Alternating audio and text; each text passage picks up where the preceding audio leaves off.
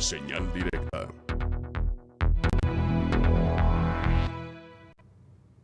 Saludamos con muchísimo gusto en la línea telefónica a la rectora del CUSEI, a la doctora Ruth Padilla Muñoz.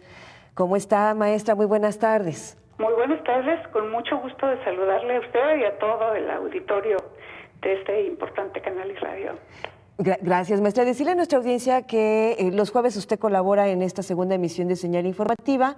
Le pedimos de favor que hoy dejara su colaboración para que esto fuera una charla entre usted y nuestra audiencia de un día muy importante y que además es un tema que a usted le apasiona, me consta, porque hoy es el Día Internacional de la Mujer y la Niña en la Ciencia. Yo he escuchado incluso sus comentarios en este espacio sobre el tema. En principio, ¿cuál sería su análisis, maestra?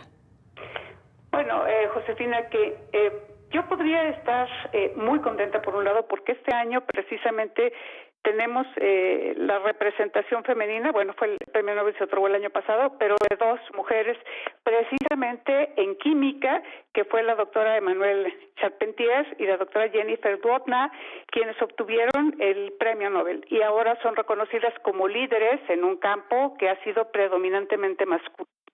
Con frecuencia yo he citado que el máximo reconocimiento en la ciencia es muy, pero muy orientado al género masculino y muy pobremente apoyado para el género femenino. El primer maravilloso ejemplo que tuvimos de esto, de un logro femenino, fue pues obviamente el de Marie Curie, que todo el mundo conoce, ¿no? Que tuvo dos premios Nobel, el de química y el de física.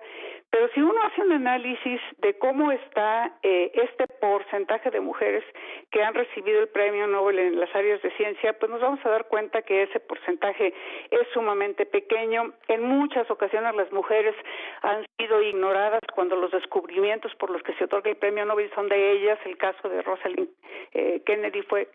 Rosalind, la que descubrió la doble hélice del ADN, por ejemplo, y muchos ejemplos así. Pero eso no es sino el pináculo de una cultura en donde predominantemente se aplican las normas y criterios del patriarcado, a pesar de que estamos hablando de la ciencia.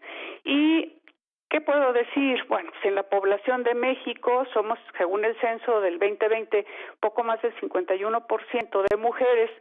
Pues sería lamentable que este alto porcentaje de género femenino que va creciendo su presencia en el ámbito profesional y laboral no destinara esta riqueza del talento al área de la ciencia y la tecnología. Entonces, por esa razón, a mí me gusta mucho esta conmemoración del Día de la Niña y la Mujer en la Ciencia, porque hace un subrayado especial en el tema del género en ámbitos que son de difícil desarrollo para las mujeres, no porque no tengan el talento, la inteligencia y la capacidad, sino porque culturalmente se nos ha hecho a un lado durante largos siglos y décadas en este último, el siglo pasado, ¿no? Entonces, lo que quiero decir es que necesitamos acelerar el paso en la formación y la motivación de las chicas a la ciencia desde su primera infancia, desde que son chiquitas, desde que están en el preescolar. Y en este aspecto hay un tema crucial que es el intercambio intergeneracional de las mujeres que hoy son muy jóvenes y están ya haciendo ciencia con la generación anterior. Hoy hablamos de la generación Y, de la generación Z, mujeres muy jóvenes que ya están teniendo un desempeño profesional en ciencia y tecnología, pero ahora tenemos que empujar hacia abajo, es decir, con ellas, con las que tenemos mucho más edad, con quienes hacemos gestión, pues hay que promover que las niñas se apasionen por la ciencia y que no hagan caso y no les crean a los que les dicen, es que tú eres mujer, tú no eres buena para las matemáticas, ¿cómo vas a estudiar ingeniería mecánica? ¡Qué barbaridad! Voy a ver con chorretes y aceite. No, tú no eres para eso, eres una niña linda, perfumada y bien vestida. O sea, mientras podamos romper con esos estereotipos, vamos a ver más mujeres y niñas en la ciencia. De hecho, maestra, leía un dato de la UNESCO y decía que un 30% de las personas que están en las áreas de investigación y de ciencia, son datos de mundiales, pues son mujeres, y suena un dato que dicen, pues no está mal, pero es poco, 30%, ¿verdad, maestra? Todavía no llegamos a esa igualdad. Muy poco, efectivamente muy poco, y lo curioso es que es un fenómeno internacional, tal como lo cita.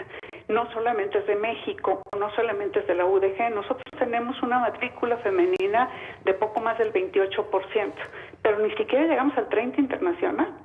Entonces, la acción que podamos hacer con programas como Ciencia para Niños, Technovation Girls o programas de este tipo en donde ya estamos como universidad interactuando con las chiquitinas o con las estudiantes de secundaria y bachillerato, pues va a ser fundamental para romper estas cifras, porque bueno, si ahorita las mujeres ya un 50% en México tiene acceso, de las educadas, por supuesto, acceso a educación superior, pues cómo es posible que en el área de las ciencias exactas y las ingenierías y de la tecnología, pues nomás tengamos el 30%, ¿verdad? Así es. Maestra, ¿cuáles son las barreras visibles y las barreras invisibles para que más mujeres estén en la ciencia y en la investigación?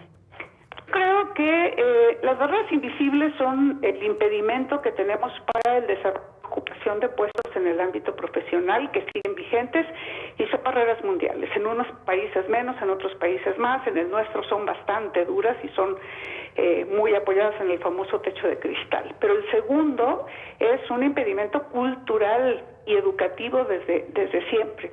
El hecho de que las mujeres tienen que ocuparse de labores domésticas, de cuidado, de educación o atención de los hijos en casa, ha llevado a la feminización de algunas carreras, como es el caso de medicina, como en el pasado fue el de ser profesora.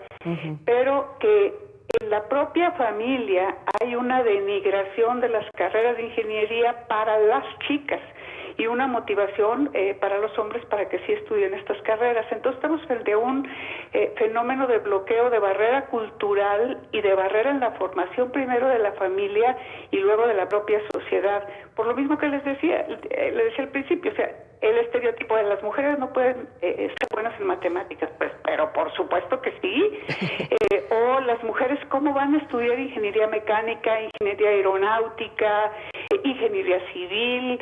¿Cómo te vas a ver con las botas tan feo, con los albañiles? ¿Sí me explico? Sí. Es más un sistema de oposición cultural que cualquier otra cosa, mucho más allá de la capacidad o la competencia de las mujeres, ¿no? Oiga, maestra Ruth Padilla, y además, como lo dice usted, estas barreras y desde la infancia, que nos dicen cierta cosa o nos decían, porque queremos pensar que esto ha ido cambiando con nuestras niñas de este siglo, pues también decimos, híjole, es que son bien difíciles las matemáticas y a lo mejor se van a otro tipo de ciencias que son las sociales, ¿no? Claro, porque les han dicho pues que son carreras más propias para las mujeres y que ahí no ven matemáticas. Y qué desgracia que en las ciencias sociales no ven matemáticas, porque el pensamiento matemático desarrolla el pensamiento sistémico, el pensamiento ordenado, el pensamiento analítico de resolución de problemas, y eso no es privativo de las áreas STEM. Eso, por supuesto, que tendría que ser aplicado en las ciencias sociales, en las ciencias administrativas, en las ciencias de la salud. Entonces, el detrimento del pensamiento matemático empieza a ser muy grave en la secundaria, curiosamente. En la primaria las chicas y los chicos tienen un mejor pensamiento lógico matemático y en la secundaria se los derrumban hasta el suelo. Y en la prepa, bueno, pues como que empezamos a remontar, pero ya no es suficiente para poder convencer a las chicas de que son muy buenas en matemáticas. Y lo vemos en los concursos de las Olimpiadas. La participación de las chicas y los chicos es igual. Si ellas no fueran buenas para las matemáticas, pues no ganarían premios en Olimpiadas, ¿verdad? Así es. Maestra, se nos agota el tiempo. Nada más para quienes nos están escuchando, niñas, mujeres, y que a lo mejor están en ese proceso de qué estudiar, o a las mamás o hermanas de estas chicas que van a estudiar.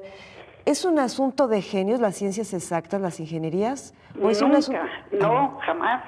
Hay que empujar a las chicas para que estudien carreras STEM de ciencia, tecnología, matemáticas. Este país las necesita en esos campos y hay que avanzar. Así sí, ahí está. Pues le tomamos la palabra, así sí. Vamos a empujar, maestra. Muchas gracias, Josefina. Hasta luego. Un abrazo, maestra. Es la rectora de el CUSEI, la maestra Ruth Padilla Muñoz. Una pausa y regreso.